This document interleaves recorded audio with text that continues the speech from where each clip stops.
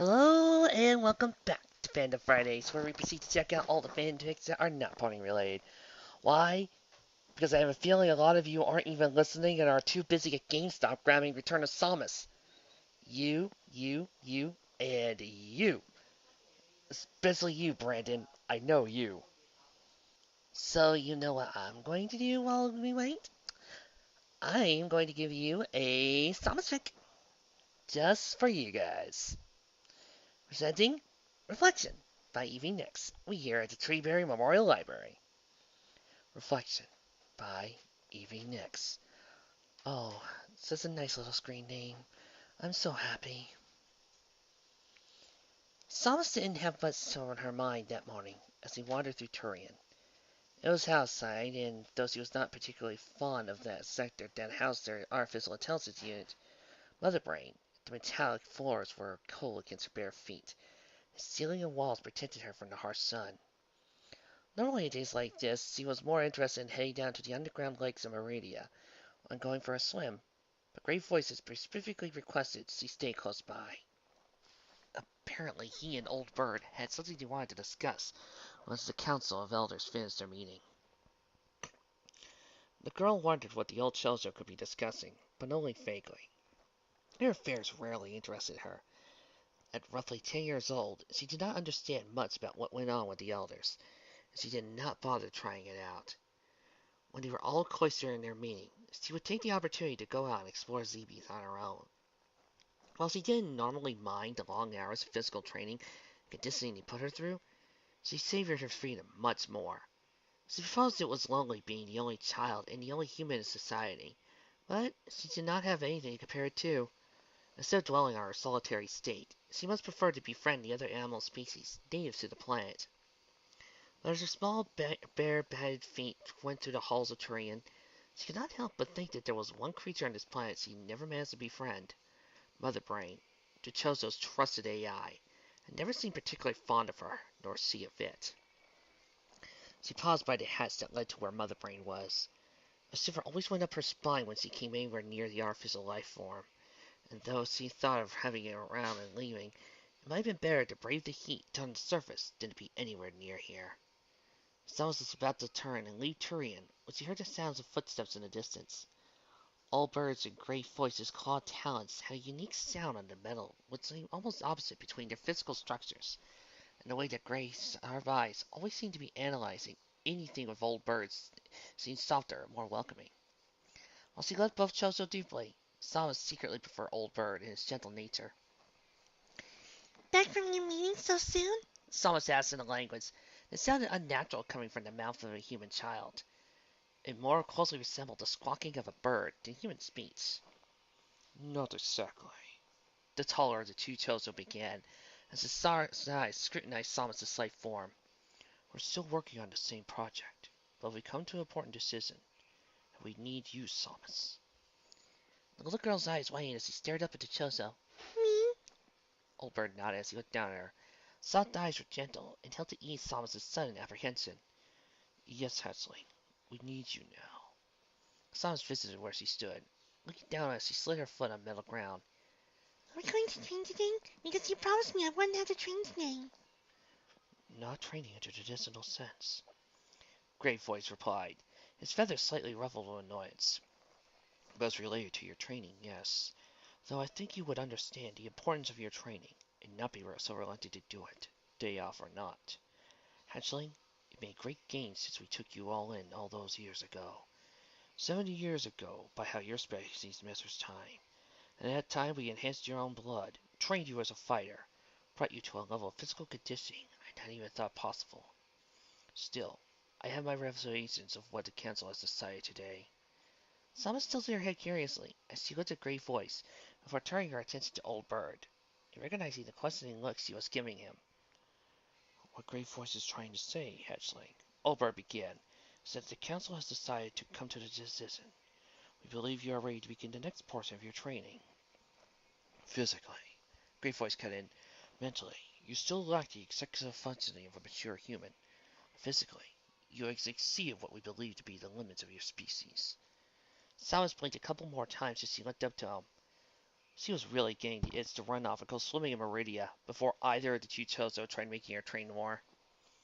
She was expecting Great Voice to listen in a set of new activities she would force to do day in and day out, make her even stronger than she was now. But instead, she was surprised to see Old Bird offering his outstretched hand. Come with us, hatchling. With a deep breath, Summers took hold of his claw with her small hand and allowed the two elders to lead deeper into it, into Turian, well past Mother Brain's room, and towards what appeared to be a dead end. A hollow screen appeared on the wall beside him. He pressed his other hand up against it. As soon as he did so, the wall in front of them began to rise up, and revealed a secret psalmist that had never seen before. As he burned up at the side of the hall on the other side of the door, like the metal floors of Turian, the ground here was natural and earthen. As they walked down the secret hall, and more human. Psalmist bounced along with a lot more spring in her step as he took in the sights. Chozo paintings and writings adorned the stone walls, as he did not have time to study them all as they walked deeper into the ancient tunnel. There was something familiar about this place, but she could not exactly remember where she had been here before. Eventually, they reached a large antechamber where Psalmist discovered the rest of the Chozo Council standing around, awaiting her arrival. Like Old Bird and Great Voice, they were all wearing traditional long brown robes. So you finally brought the hatchling. One of the ancient bird creatures spoke, as a dozen pairs of eyes all focused on Psalmist. Well then, let her approach. The members of the Chozo Council stepped aside, and even Old Bird and Great Voice backed away as Psalmist looked at the far wall to discover the Chozo had been standing around to conceal a large circular mirror. Psalmist stared at her reflection for a long time, before tentatively taking a step forward. She had seen something like this before, a long time ago in the Chozo Temple. She suddenly realized why all this seemed familiar to her. When she had been a small child, when she first came to Zebe's, she had been there. At least, she had been in an area like this. The area before her now was similar to the one she had seen in the Chozo Temple, but it was smaller. As she approached her, her reflection stared back at her, but she did not last long. When at last she was close enough to touch it, her image disappeared from the mirror and replaced the image of a golden suit of Chozo armor with a red helmet and a green visor. Below the elbow, a large green cannon replaced the right arm. Whoa! Why am I hearing Samus's theme playing? Dun, dun, dun, dun, dun, dun. And I'm talking a real low tone, like faint in this scene. Samus gasped as he studied the armored suit. It was almost exactly like the armor each of Chozo warriors wore in paintings she had seen, but it looked like it was made for a human form about her size. You gotta ask yourself about the Sicilian armor. How do Chozos fit into those things? I mean, the way that the gun cannon is set up and the way that the arms are like, you would not think that those giant birds could actually fit in those suckers. Oh, they removed their beaks. I refuse to believe that on the grounds of sanity. Realizing the significance of the image before her, Samus looked over his shoulder to where Old Bird was standing.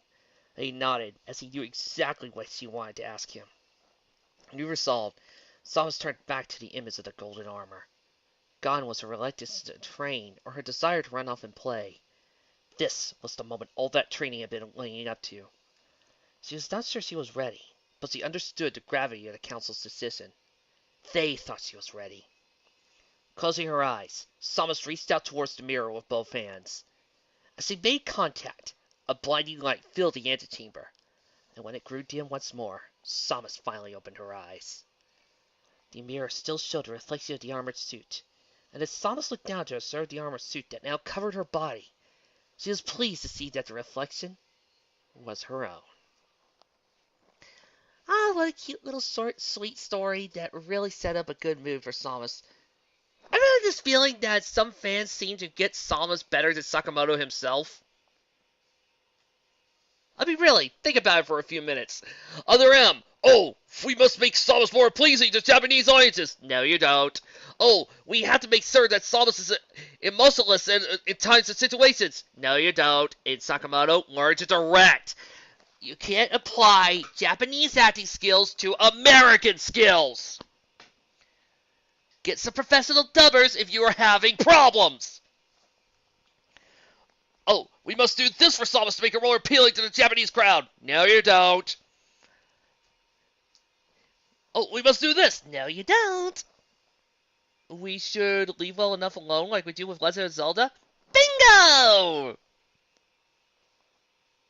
Seriously, I look at these fics and I'm finding stuff like badass Samus versus aliens and Predator, and then I see other M. The baby, the baby, the baby, the baby. Oh, I need Adams' proud warrior dick to save me. Well, short, sweet, and I hope all of you enjoy Other M. Well, not Other M. I hope all of you enjoy Return of Samus. Because I know I will. See you next time. 1,000 more to go.